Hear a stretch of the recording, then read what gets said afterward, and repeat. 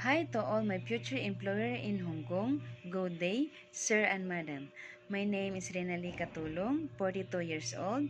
I am from Cebu, Philippines, but currently here in Bulacan, Philippines.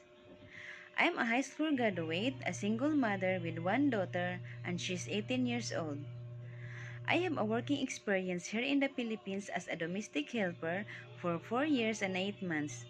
My main duties is to taking care of the 4 years old boy, like feeding, bathing, and take the boy in school.